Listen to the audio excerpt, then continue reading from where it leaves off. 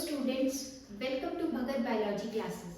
तो आज इस वीडियो में हम इवोल्यूशनरी बायोलॉजी का एक important topic that is Lamarck उनके बारे में पढ़ने जा रहे हैं, जो कि आपके सभी एग्जामिनेशन जो जूलॉजी के हैं उसमें आपके काम आ सकता है और ये आपके यूजी एंड पीजी में भी आपके काम आ सकता है। तो चलिए बिना देरी करते हुए शुरू करते हैं। सबसे पहले तो हम लेमार्क के नाम से शुरू करते हैं। लेमार्क का जो फुल नेम था that was Jean Baptiste Pierre Antoine de Monet Lamarck. इनका जो टाइम पीरियड रहा है वो 1744 से लेके 1829 तक रहा है। अगर हम बात करें लेमार्क के बारे में तो वो फ्रेंच नेचुरलिस्ट थे।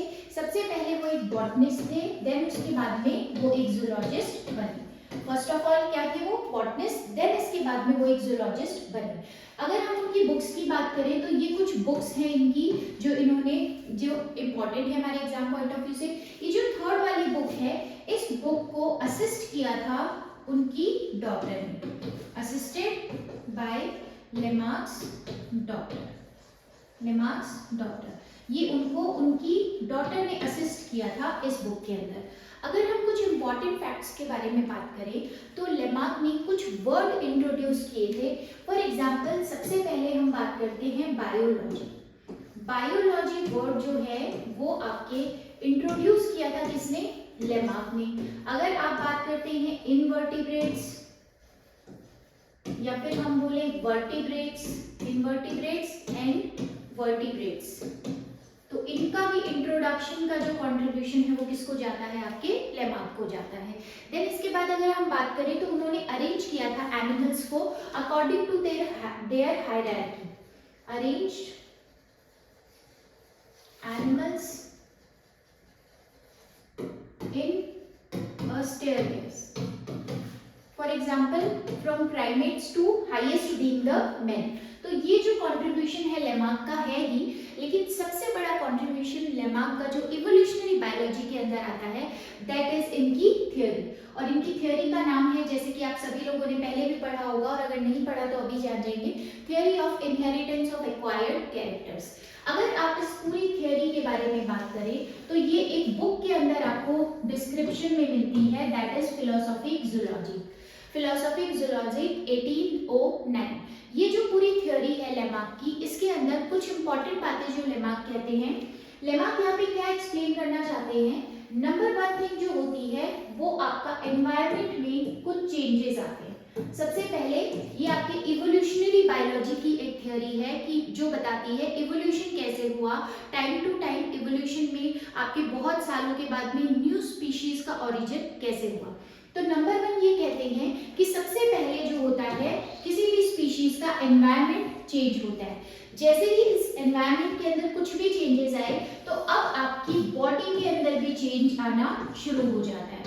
बॉडी के जो ऑर्गन्स हैं उनको अब पता चल गया है कि हमारा एनवायरनमेंट चेंज हो गया है, सो उनका स्ट्रक्चर एंड फंक्शन जो होता है वो भी आपके धीरे धीरे चेंज होने लगता है। जैसे ही स्ट्रक्चर एंड फंक्शन चेंज होते हैं तो ये जो कैरेक्टर्स जो अब नए आ रहे हैं ड्यू टू एनवायरमेंटल चेंजेस, ये जो नए आपके कैरेक्टर्स आपको दिखाई दे रहे हैं, फिर यही आपके नेक्स्ट जनरेशन में इनहेरिटेड होते हैं।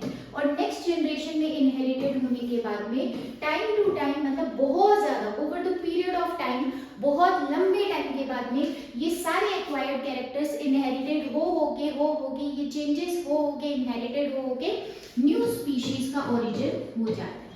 यहाँ पे फाइनली क्या बन जाती है? आपके न्यू स्पीशीज। इसी थ्योरी के कुछ पोस्टुलेट्स हैं जो आपके लेमार्क ने इंट्रोड्यूस किए थे, उनको देखते हैं अब हम। सबसे पहला जो इसका पोस्टुलेट है जो आप लेमार्क की theory of inheritance of acquired characters, तो सबसे पहले इन्होंने कहा न्यू नीड। सबसे पहले किसका आपके ओरिजिन होता है? न्यू नीड का। और न्यू नीड का ओरिजिन क्यों होता है? क्योंकि आपका एनवायरनमेंट जो है वो क्या हो चुका है? अब चेंज हो चुका है। अगर एनवायरनमेंट चेंज हो चुका है तो अब एनवायरनमेंट नया है, उसके अकॉर्डिंग बॉडी के अंदर कुछ स्ट्रक्चर, कुछ फंक्शन अब चेंज होने के लिए या कुछ न्यू ऑर्गन्स की हमको क्या होगी? नीड होगी। तो सबसे पहले न्यू नीड जनरेट होती है एक स्पीशीज के अंदर, एक एनिमल की बॉडी के अंदर, according to the changes in his environment. जैसा भी एनवायरनमेंट में चेंज होगा उस अकॉर्डिंग उसकी बॉडी के अंदर आपके क्या होगा, चेंजेस जो है उसके लिए न्यू नीड आएगी। देन उसके बाद में एक्विजिशन ऑफ न्यू कैरेक्टर्स। अब जो आपकी न्यू नीड जनरेट हुई है उसके अकॉर्डिंग कुछ ऑर्गन्स जो हैं उसकी न्यू नीड के अकॉर्डिंग काम करने के लिए अडेप्टेड हो जाएंगे। जितने ऑर्गन्स आपके अडेप्टेशन में चले जाएंगे और अडेप्ट कर लेंगे इस न्यू नीड को, उनका यूज बहुत ज्यादा होने वाला है और वो उतने ही ज्यादा आपके टाइम टू टाइम एडवांस होते जाएंगे।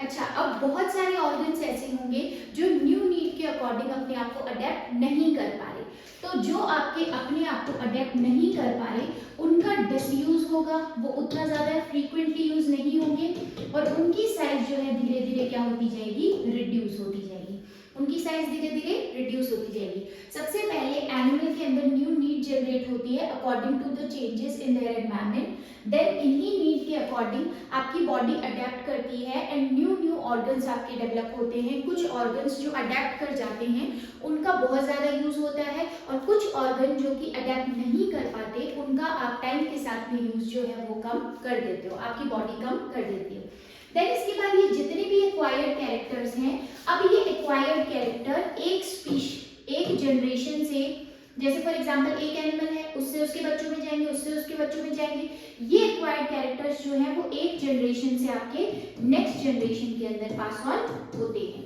और टाइम टू टाइम ऐसा होते होते आपके बहुत सालों के बाद एक न्यू स्पीशीज जो है वो ओरिजिनेट हो जाती है। ये न्यू स्पीशीज आप ओरिजिन वाली से देखोगे जहां से स्टार्ट हुई थी तो उससे कंप्लीटली डिफरेंट ही आपको दिखाई देगी। तो ये थे पोस्टुलेट्स ऑफ लेमार्क। नाउ अब हम आगे इनके एग्जांपल्स की अगर बात करें, कुछ एग्जांपल्स, कुछ एविडेंसेस जो इनको सपोर्ट में हम कहना चाहेंगे, तो सबसे पहला आपके पास जो एग्जांपल है दैट इज जिराफ।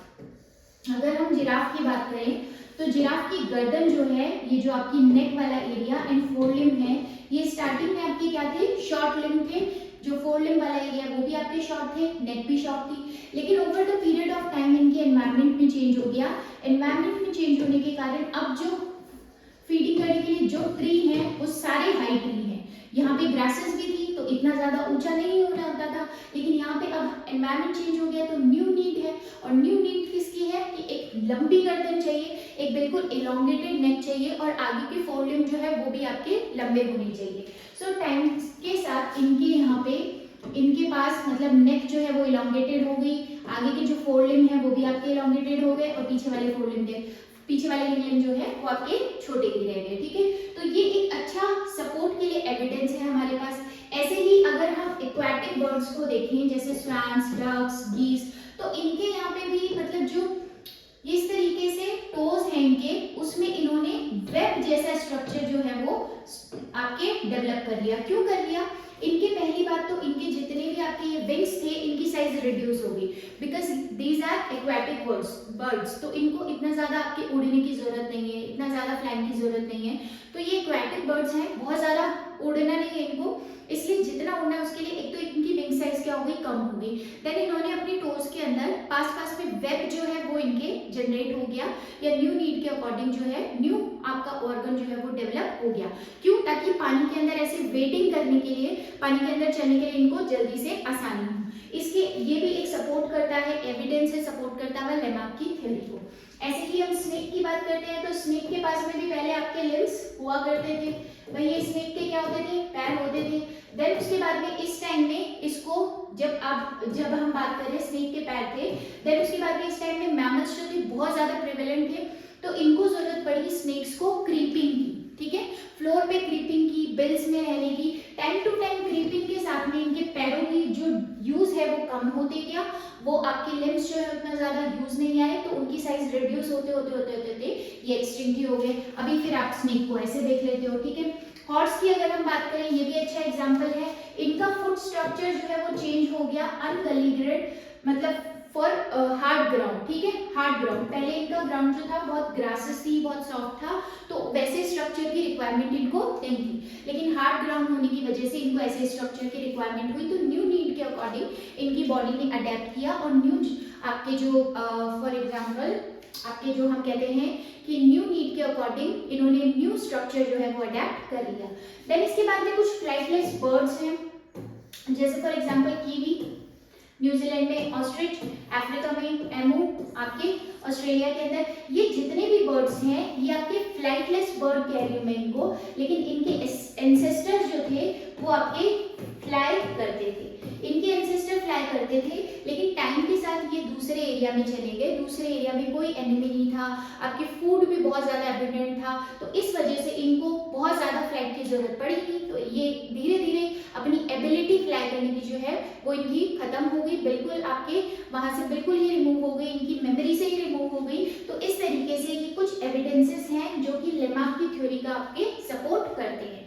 देन इसके बाद में क्रिटिसिज्म भी होगा, ऐसा तो होगा नहीं कि किसी थ्योरी का सिर्फ अच्छी अच्छी बातें हैं, क्रिटिसाइज भी करना पड़ेगा। सबसे पहला क्रिटिसिज्म इनका जो होता है वो इसी ग्राउंड के ऊपर होता है कि फॉर एग्जांपल हम कहते हैं न्यू नीड आ गई, ठीक है, आप कह रहे हो न्यू नीड आ गई, आप ये सारी चीजें कह रहे हो, लेकिन लेमार्क कह रहे हैं over the period of time evolution के साथ में साइज जो है वो क्या होगी, इंक्रीज होगी। लेकिन हमें ऐसे बहुत से एग्जाम्पल दिखते हैं जहाँ पे इवोल्यूशन के साथ में आपके ऑर्गेनिज्म की साइज जो है वो डिक्रीज हुई है। जैसे फॉर एग्जांपल हाई ट्रीज की मैं बात करूँ तो वो प्रिमिटिव थे, देन आपके श्रब्स, ग्रासेस जो है वो मोर इवॉल्व फॉर्म है, तो यहाँ पे तो मुझे साइज जो है वो आपकी क्या होता हुआ दिखाई दे रहा है, साइज मुझे यहाँ पे कम होता हुआ दिखाई दे रहा है। एंड इसके बाद आप कह रहे हो कि भाई न्यू नीड के अकॉर्डिंग आपके क्या आ जाएंगे, न्यू स्ट्रक्चर, न्यू नीड के अकॉर्डिंग आप न्यू स्ट्रक्चर जो है वो डेवलप कर लोगे। तो ऐसे तो फिर अगर हम ह्यूमन बीइंग की बात करें तो ह्यूमन बीइंग के विंग्स जो है वो बहुत पहले आ जाने चाहिए थे, क्योंकि ये तो न्यू नीड है इसकी, ये तो डिजायर कर रहा है कि क्या काश हम भी फ्लाई कर पाए बर्ड्स की तरह, तो ऐसा तो इनके भी क्या है जो विंग्स हैं वो आपके डेवलप हो जाने चाहिए थे। इसके बाद अगर हम बात करें कि एनवायरनमेंट ने ये सारे काम किए, ठीक है, मतलब लेमार्क कहना ये चाह रहे हैं कि ये सारे रीजन के पीछे आपके एनवायरनमेंट है, तो एनवायरनमेंट की जो चेंजेस होती हैं वो टेम्परेरी होती हैं, एनवायरनमेंट चेंजेस जो हैं वो टेम्परेरी हैं, तो वो आपके पहली बात तो नेक्स्ट जनरेशन तक कैसे गए, इसको और बेटर वे में देखो कौन बताता है, इनके जो क्रिटिक्स थे उनके अंदर मेन नाम आता है कवियर एंड विजमन का। तो ये जो ऑगस्ट विजमन थे ये इनके बहुत बड़े क्रिटिक थे, इन्होंने एक थ्योरी पहले दी थी, theory of continuity of germplasm. इसमें इन्होंने कहा सेल जो है दो टाइप की होती है, ठीक है, सेल कितनी, दो टाइप की, एक है आपकी सोमैटिक सेल और एक है आपकी germ cell. Number 1 is somatic cell and number 2 is germ cell.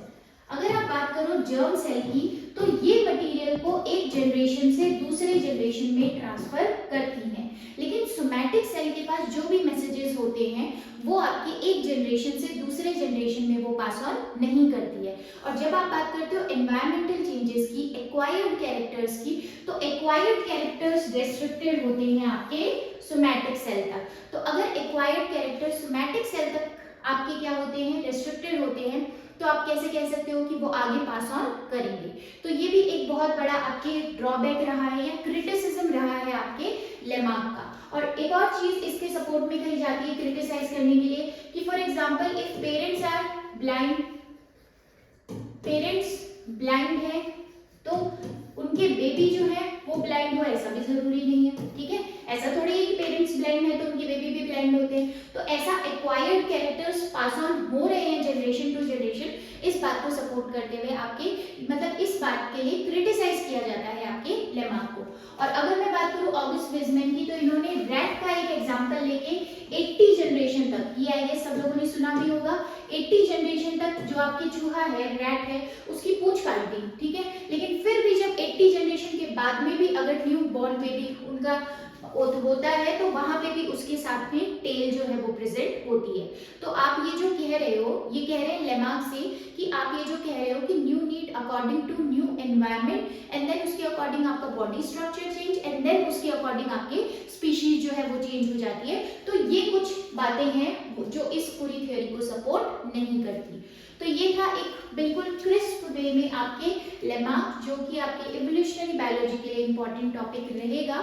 So I hope आप लोगों को कुछ क्लैरिटी मिली होगी। ऐसे और भी वीडियोस देखने के लिए आप मेरे चैनल को सब्सक्राइब कर सकते हैं। Thank you so much.